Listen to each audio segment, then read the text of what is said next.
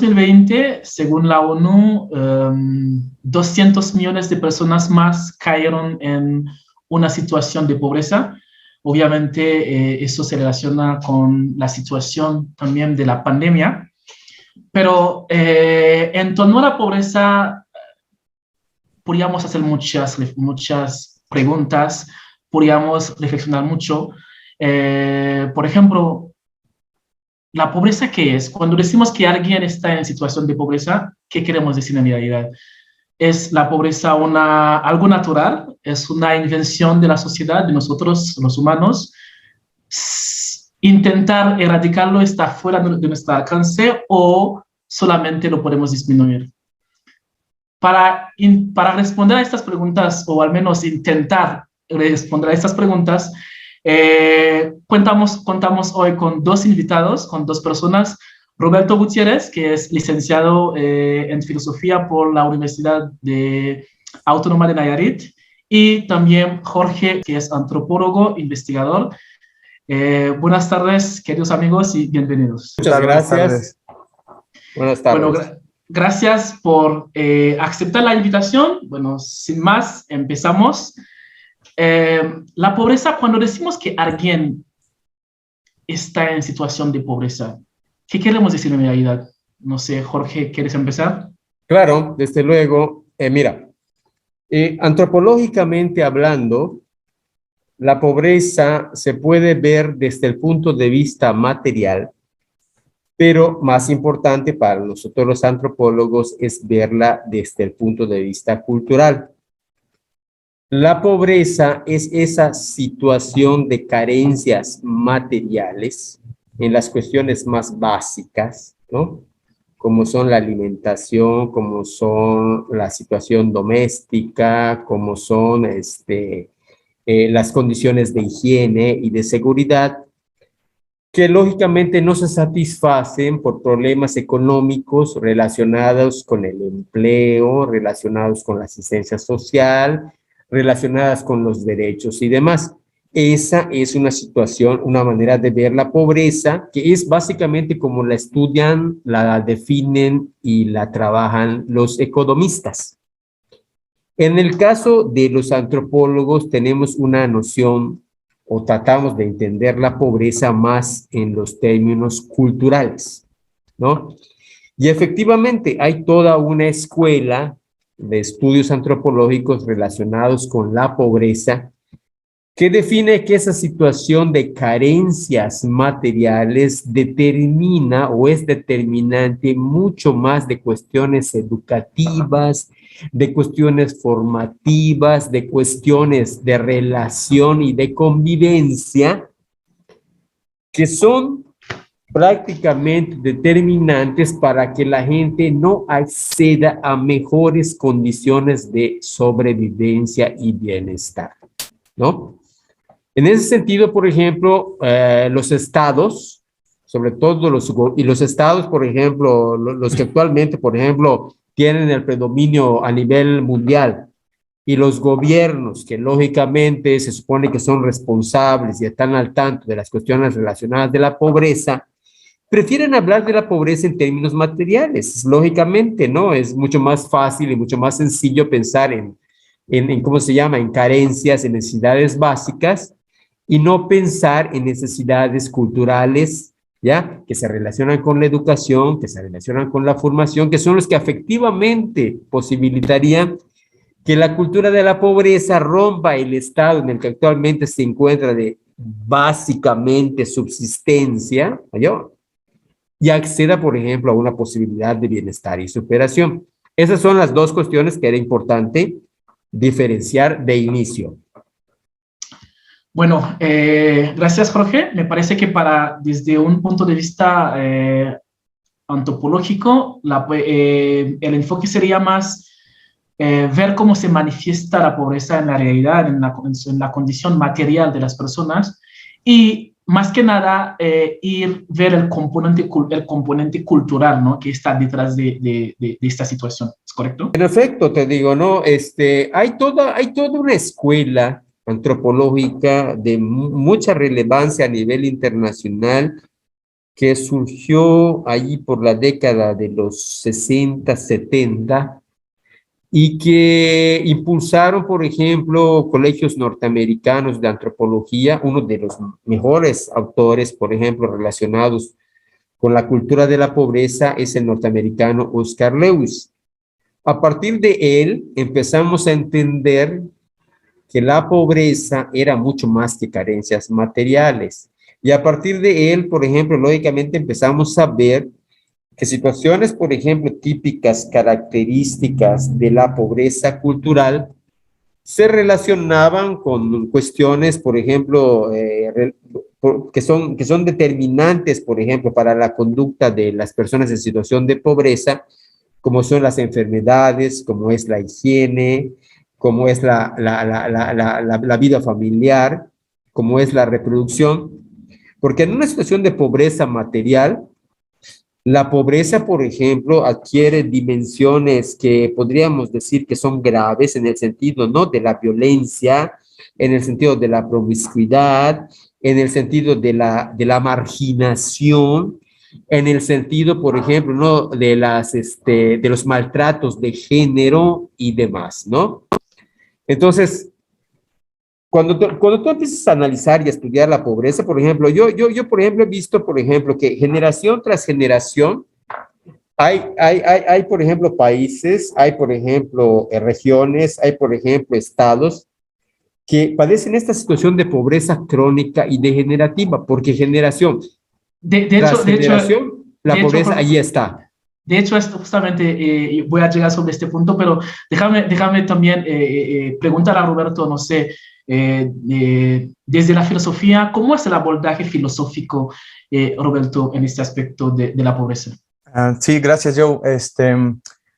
Híjole, yo creo que en filosofía, por ejemplo, yo lo que he trabajado ha sido en temas de filosofía de la economía. Lo que podríamos hacer en filosofía es analizar cuáles son los instrumentos que se utilizan, por ejemplo, en alguna ciencia, ¿no?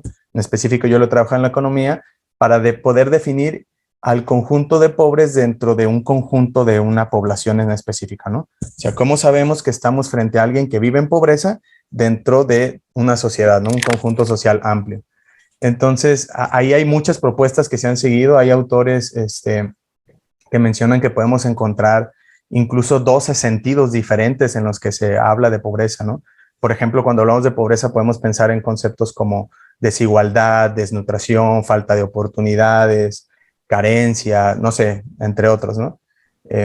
Yo creo que un enfoque que permite tener una concepción amplia de la pobreza, cercana a esto que menciona Jorge, es desde el enfoque de capacidades del filósofo y economista indio Amartya Sen, que creo que nos permite tener una concepción más amplia, ¿no? Digamos que básicamente para Sen, la pobreza es una privación de capacidades, ¿sí?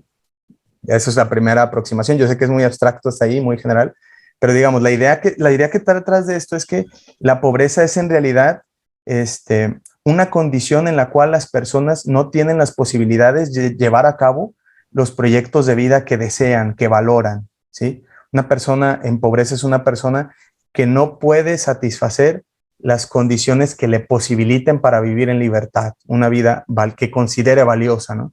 Desde su propio proyecto de vida, desde sus propios deseos, ¿no? Expectativas, desde sus propias valoraciones y concepciones sobre su propio proyecto y demás. Entonces creo que esa es una visión que es también una visión muy filosófica, muy ética, ¿no? La pobreza es una condición en la cual la persona no puede ejercer su libertad por todas estas condiciones que mencionaba Jorge, ¿no? Porque al mismo tiempo tiene una carencia educativa, porque al mismo tiempo tiene una situación de desnutrición, porque al mismo tiempo hay una cultura de exclusión para las personas en pobreza, ¿no? Esto que Adela Cortina define como aporofobia, que es otra filósofa española, Adela Cortina. No sé, también porque, digamos, hay una serie de condiciones de distintas índoles, ¿no? Pero digamos, por eso la matriz del enfoque de capacidades me parece relevante, porque precisamente lo que quiere decir es que están todas estas condiciones que impiden que la persona se desarrolle como una persona en autonomía, ¿no? Y que al mismo tiempo no es nada más que no satisfaga estas condiciones que le capaciten, sino además que no podrá satisfacerlas, ¿no? O sea, existe una condición de imposibilidad, que es una condición social, que es una condición estructural, que le impide satisfacer y poder desarrollar estas capacidades. Bueno, yo creo que ustedes ambos ponen énfasis sobre un punto clave, que es que la pobreza, el tema de la pobreza va más allá de simples carencias. Bueno, cuando digo simples carencias materiales, pero, sino que más que nada es una cuestión también de carencia de capacidad, ¿no? Para que la persona, como lo dices, sobre todo, para que la persona ejerza su libertad, para que la persona pueda llevar a cabo su proyecto de vida. Pero esta carencia de capacidad, porque podemos decir que no todo el mundo padece de ello. Esto se herede, se crea, se transmite. ¿Cómo es? Antes de que, bueno, yo creo que en este tema lo más importante sería hablar de la solución, pero me gustaría que mínimo hablemos un poquito de esto, ¿no? Sí. O, si es que se pueda. Sí se puede, y es importante que hablemos de eso, porque efectivamente te digo, ¿no? Hay problemas de capacidades, por ejemplo, de las personas en situación de pobreza, pero también, mi estimado amigo y colega, hay problemas de derechos, ¿ya? Ya lo que voy en el sentido, o sea, pueden estar los derechos perfectamente bien plasmadas en las constituciones o perfectamente bien plasmadas en los reglamentos reconocidos y oficializados desde los poderes de los estados, pero lógicamente ya hay cuestiones, por ejemplo, que las condiciones materiales, que las condiciones, por ejemplo, dramáticas en las que se vive la pobreza, sobre todo la pobreza transgeneracional, por ejemplo, compromete seriamente las cuestiones que señalaba el estimado amigo Roberto, ¿no? Por ejemplo, la gente en situación de pobreza no solamente tiene problemas, por ejemplo, ¿no? Con el pleno ejercicio de la libertad, sino que tiene problemas mucho más graves con el ejercicio de la vida y con el ejercicio de la reproducción, ¿no?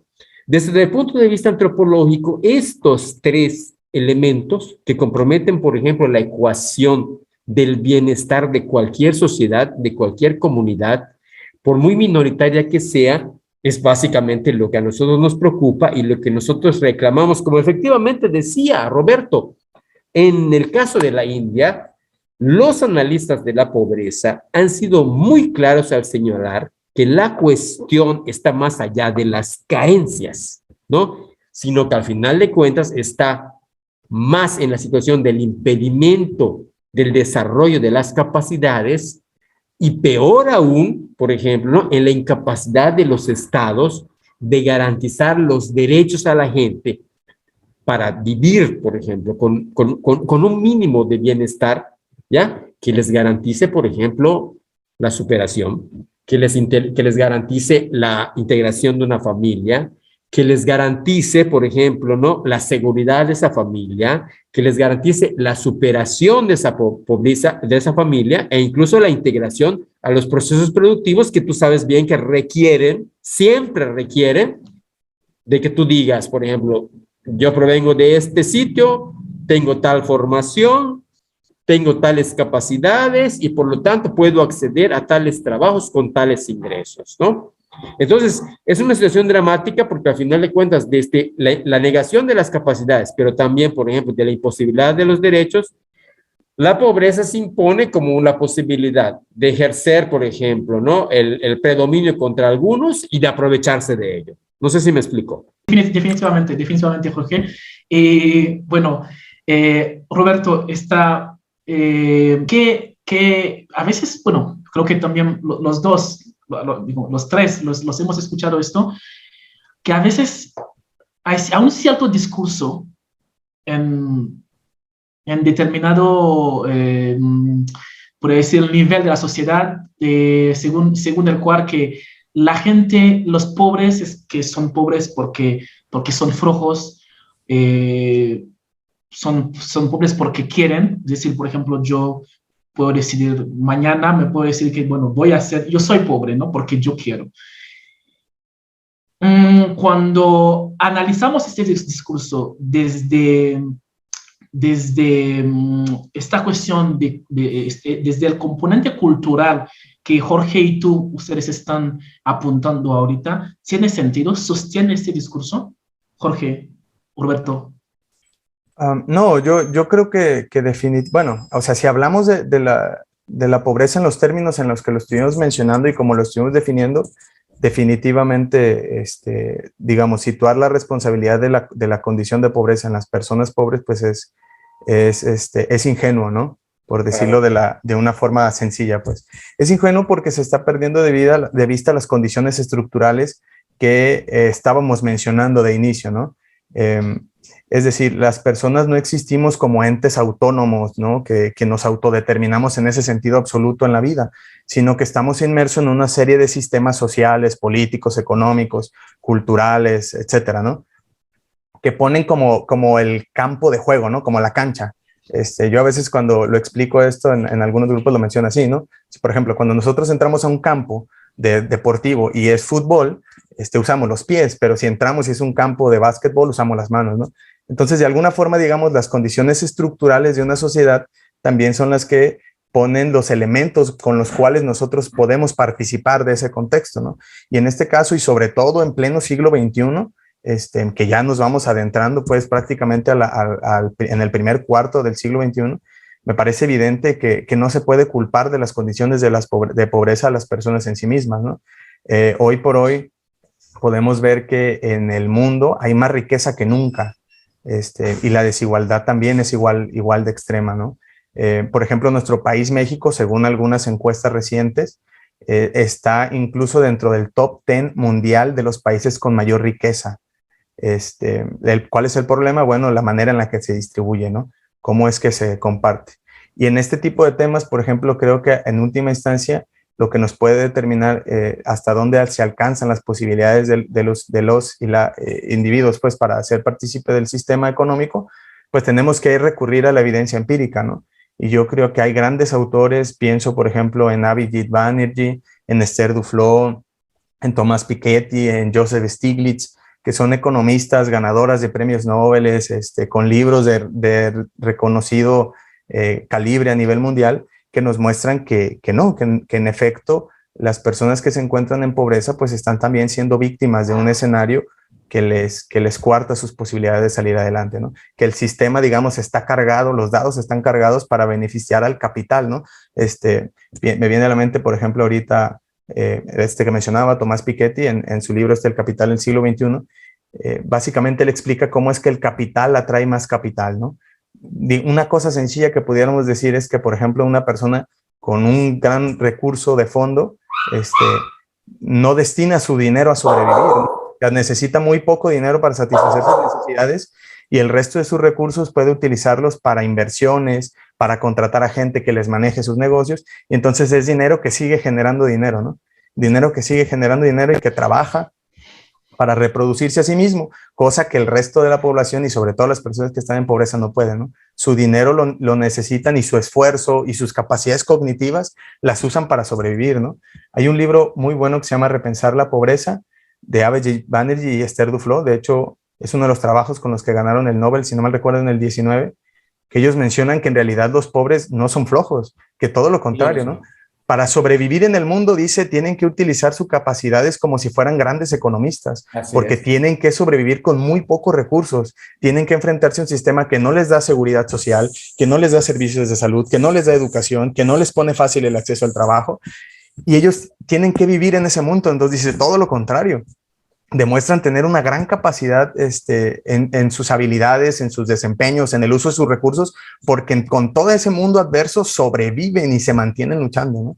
Entonces no, para nada flojos, para nada incapaces, todo lo contrario, ¿no? Más bien no ha habido las capacidades que mencionábamos para que puedan ejercer toda esta racionalidad y digamos, su mente no se desgaste en ese tipo de cosas y entonces sí pudieran desarrollar otro tipo de posibilidades en su vida.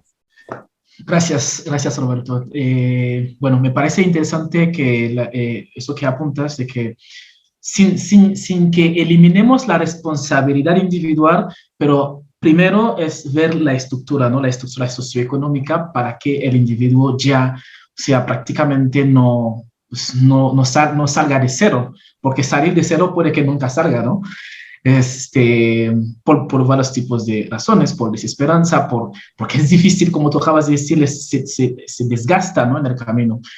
Y Jorge, ¿tú crees que esto tendría que ver con lo que se llama la pobreza crónica, en su dimensión crónica degenerativa? ¿Es que se relaciona? Mira, lo que te puedo decir es que yo no puedo culpar, ni me atrevería a culpar, por conocerlos de cerca y por hablar directamente con ellos, no me atrevería a culpar a los pobres de ser pobres. Esa es una primera cuestión, ¿ya? Tampoco me atrevería a culpar a los ricos, y esto quiero dejarlo muy bien claro, tampoco me atrevería a culpar a los ricos, ¿ya?, de que ellos sean directamente los causantes de la pobreza, pero sí puedo decir que algo tienen que ver con eso. ¿Sí me explicó?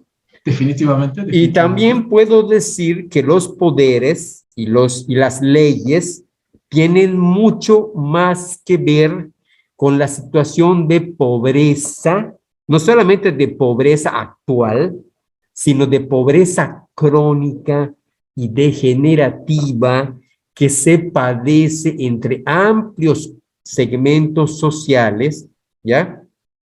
Jorge, Durante décadas. ¿A qué te refieres con pobreza degenerativa o crónica? Mira, pobreza crónica y degenerativa es una pobreza que viven actualmente los hijos, ¿ya? Que vivieron los padres, que vivieron los abuelos, que vivieron los bisabuelos. Es una pobreza transgeneracional, ¿ya? Pero es una pobreza que generación tras generación en lugar de garantizar algún tipo de avance, algún tipo de progreso o algún tipo de bienestar a las nuevas generaciones, simple y sencillamente significa ir para atrás. ¿Ah? No tener casas, no tener comida, no tener derechos, o sea, vivir, por ejemplo, avanzar, por ejemplo, de la pobreza a la pobreza extrema y de la pobreza extrema a la pobreza en sus máximas dimensiones posibles. A eso es a lo que me refiero a pobreza crónica y degenerativa. Y sí, la hemos visto como este tipo de pobreza, por ejemplo, se ha establecido y se ha enseñoreado en contextos, por ejemplo, como los africanos y los latinoamericanos, en la que la gente, por ejemplo, no tan solamente ya no tiene capacidades de vivir, sino que ya se está muriendo, ¿no? Se está muriendo de hambre, se está muriendo por las enfermedades, se está muriendo por los maltratos y por las violencias. Y en esa situación, por ejemplo, te digo, no puedes pensar de que algún estado esté trabajando en el sentido de erradicar la pobreza o de mejorar las condiciones de los pobres o de posibilitar oportunidades y alternativas a los pobres, sino simplemente tienes que pensar que al final de cuentas los estados y los poderes están desatendiendo a la población al punto tal de que la pobreza, por ejemplo, en lugar de que vaya para atrás, va para adelante. ¿Sí me explico? Y lógicamente esto que dice Roberto es muy cierto. Me gusta que lo haya señalado porque efectivamente en una situación así en la que la pobreza cada vez es más transgeneracional, cada vez es más crónica y cada vez es más... Efectivamente, como dice, los pobres tienen que encontrar la manera de sobrevivir el día a día, con lo más básico y con lo más elemental, haciendo uso de toda la inteligencia posible a su alcance para encontrar una solución al día en las cuestiones tan básicas y elementales como lo que se va a comer, como lo que se va a, cómo se van a proteger del frío, el agua que van a tomar, si se enferman, qué van a hacer, y todo este tipo de cuestiones que a los ricos, pues lógicamente las tienen resuelto con los seguros de vida, y a las clases medias, pues tampoco les inquieta mucho, porque al final de cuentas están los servicios institucionales y los servicios establecidos para atenderlos. No sé si con esto queda claro el punto. Definitivamente. Bueno, me hubiera gustado que sigamos platicando como una hora, pero tenemos que poner un fin. La última pregunta que les voy a hacer es también, que yo sé que es un poco compleja como pregunta, pero a grandes rasgos, ¿cuál sería un camino de solución? Es decir, bueno, solución, no sé si es que se pueda erradicar o si se pueda disminuir, pero independientemente, ¿cuál sería un camino, un camino de solución? Bueno, yo creo que ahí, bueno, hay varias cosas que mencionar, ¿no? Pero en principio, reconocer que la condición de pobreza es una condición estructural, ¿no? Yo creo que Claro. eso es primero, ¿no? Primero, claro. Reconocer que en cuanto a condición de una estructura social es contingente, es decir, puede cambiarse, ¿no? No tiene necesariamente por qué existir como tal. Y en ese sentido se tienen que asumir responsabilidades, diría yo, institucionales para cambiarla, ¿no? Yo defendería la implementación de mecanismos institucionales de justicia distributiva que estén destinados a hacer una redistribución de la riqueza y de los bienes públicos que permitan erradicar a la pobreza, ¿no? Como meta última. O sea, yo creo que el horizonte que tenemos que perseguir es erradicarla, ¿no? Que eso nos puede tomar tiempo, que va a implicar un montón, sí, pues, pero no puede ser el objetivo reducirla, ¿no? Así sea reducirla a lo mínimo. El objetivo tiene que ser erradicarla. Que el camino nos tome, bueno, eso es otra cosa, ¿no? Y bueno, ¿qué medidas entonces, a qué me refiero con mecanismos institucionales de justicia distributiva? Por un lado, por ejemplo, tendrían que haber la cuestión de la implementación de impuestos progresivos que estén destinados sobre todo al capital y al ingreso, que permitan que el gobierno pueda captar fondos, ¿no? Para erradicar la pobreza. Me refiero, por ejemplo, al establecimiento de impuestos que aumenten conforme aumenta el ingreso, ¿no? Esa es la idea de progresividad en los impuestos. Pero no nada más en los ingresos, por ejemplo, de un salario de un trabajo, ¿no? Sino también en impuestos al capital. Por ejemplo, Tomás Piketty defiende mucho los impuestos a las herencias, ¿no? Porque dice que esa es una de las condiciones que generan la extrema desigualdad actual, es que las herencias están generando esta acumulación que mencionaba hace rato, de que el capital se multiplica a sí mismo de una forma más rápida que lo que avanza la economía, ¿no? O sea, la economía mundial va a un ritmo de un determinado porcentaje, mientras las personas que tienen un capital muy fuerte acumulado dedican su dinero a multiplicarse exponencialmente, ¿no? Entonces, al capital, a los ingresos, por ejemplo, por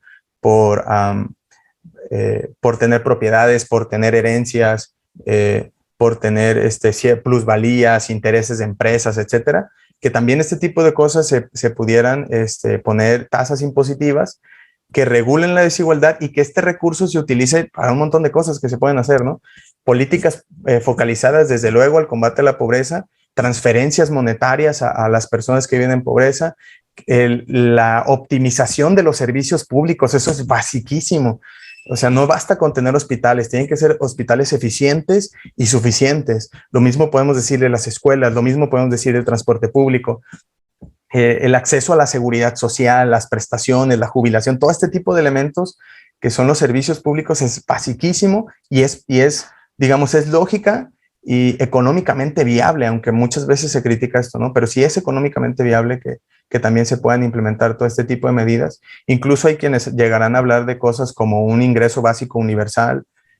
O sea, son medidas que se pueden, que dependerá también su implementación de las condiciones específicas de las sociedades de las que estemos hablando, pero se puede erradicar, ¿no? Y una perspectiva que puede ayudar a eso, ya para terminar, mencionaba también Jorge, también pensar que la pobreza, en cuanto es una limitación de las libertades fundamentales de la persona, pues también es una violación de derechos humanos, ¿no? Entonces, desde esa perspectiva también el discurso toma una fuerza retórica y política muy fuerte, ¿no? Entonces, otra forma de decirlo es cómo erradicar la pobreza garantizando a las personas que están en pobreza la satisfacción de los derechos que ahorita se les están violando. Es correcto. Definitivamente. Bien, muy bien. Jorge, no sé si quieres agregar algo. Y el programa lo expone maravillosamente Roberto, estimado amigo y colega Jos, pero te voy a decir una cosa. Debe quedar muy claro que la cultura de la pobreza y la situación de pobreza material no se van a erradicar, por ejemplo, y no se va a avanzar de manera comprometida y de manera eficiente contra ellos, en la medida que no haya verdaderos estados de bienestar. ¿Sí? Esos estados de bienestar que garanticen todo ese programa del que mencionaba Roberto, ¿no? O sea, no puede ser posible que pretendamos que con repartos de subsidios, que pretendamos que, por ejemplo, con proyectos de becas o cosas por el estilo, vamos a erradicar una pobreza que es estructural, una pobreza que es transgeneracional, una pobreza que es crónica, una pobreza que es degenerativa. El compromiso de los estados no puede ser como si fueran estados benefactores o como si fueran estados que populistas que están lógicamente repartiendo parte del recurso público a los que menos tienen. No, son verdaderamente compromisos en leyes, en instituciones, en derechos, en programas, en acciones, ¿ya? Para, lógicamente, no solamente para mejorar mejores condiciones materiales, sino lógicamente para facilitar capacidades, para garantizar derechos y hacer posible que la pobreza lógicamente vaya por sí misma cayendo, ¿no? Cayendo de esa situación en la que actualmente se encuentra de abandono, por ejemplo, por los poderes y de abandono por las instituciones. Esa es una realidad, ¿no? Y te lo digo porque cuando uno platica con la gente es lo primero que les dice, a nosotros los pobres no contamos, no aparecemos, no figuramos, nos requieren para cualquier tipo de tareas, para cualquier tipo de actividades, las más sucias y las peor pagadas. ¿Qué posibilidades tenemos de salir de la situación en la que estamos? Y la verdad, uno, por ejemplo, si no es un frívolo o un superficial de la realidad social, pues entiende que los pobres están dando lo mejor de sí y el régimen no les está respondiendo como les corresponde. ¿Sí me explico? Muchísimo, está clarísimo. Bueno, gracias, Jorge, muchas gracias, Roberto. Espero que con esto pues ayudamos a las personas que nos están siguiendo en las redes, como en YouTube, como en Facebook, a pues tal vez pensar, ¿no?, la pobreza de una manera más profunda, ¿no? Y pues yo creo que la ciencia, las humanidades, la filosofía para eso sirve, ¿no? Ayudarnos a pensar y para pues transformar, ¿no?, lo que se necesita transformar. Bueno, les agradezco muchísimo y espero que eso no sea la última vez. Desde luego que no. Gracias a ti, gracias a Roberto. Un enorme gusto conocerlos bueno, a ti ya te conozco buen rato y a Roberto, mucho gusto de conocerte, Roberto. Gracias. Oh, gracias, igualmente, gracias por la invitación, Joe. Gracias a Jorge, también un placer conocerlo, no había tenido el gusto y a quienes nos escuchan y nos ven, ¿no?